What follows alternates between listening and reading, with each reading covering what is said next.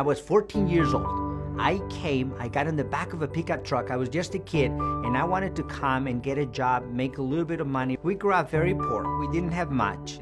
And I went to this area of California, and I begged for a job until someone actually hired me to do the most menial type of work. And I ended up saving some money and going back to Mexico and helping my parents who were struggling.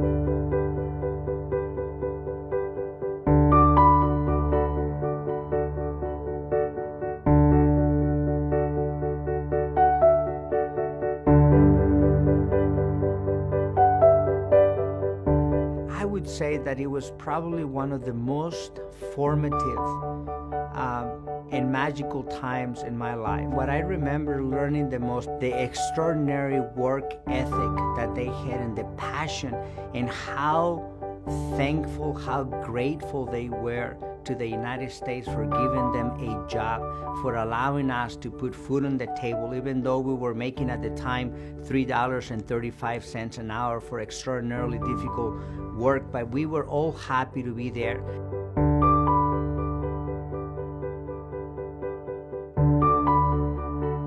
The most difficult obstacle that I had to overcome was to somehow believe that, number one, I had something to contribute to society, and number two, that I could actually do it. I met a classmate of mine who guided me through the application for the University of California and many other universities.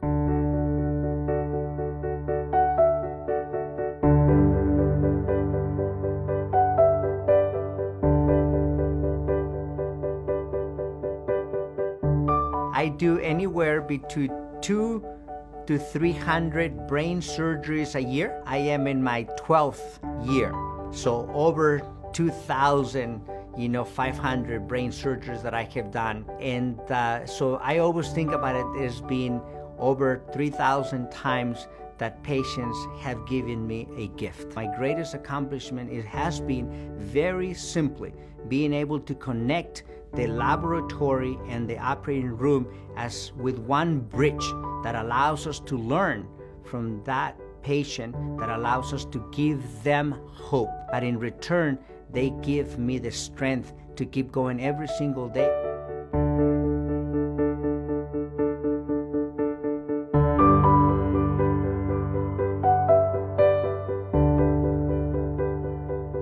What excites me is the possibility that one day patients will not have to succumb to what I consider to be the most devastating disease that affects the human body, which is brain cancer. And I'm hoping that over the next decade or so, we will be able to translate all that knowledge in the laboratory back to the patient, because that's what they deserve.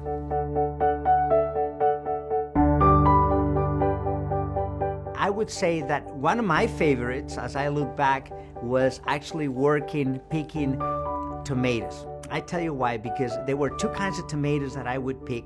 And the second type of tomato that we picked was through a machine that was an amazingly complex, what we call a tomato picker, where you would drive. And it's interesting because nowadays, when you go into the operating room and see me operate, I operate the same way. I connect with the patient with both of my hands. My feet control all kinds of microscope and spatial chairs. So I am completely connected, and I'm doing brain surgery this way. It was the similar principles that I used back then when I was picking tomato.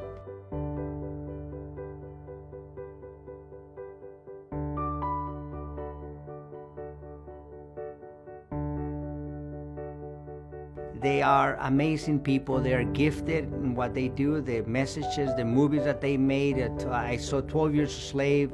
I saw The Big Short, Selma, Moonlight this year. And I am just blessed and proud to be a small part of it.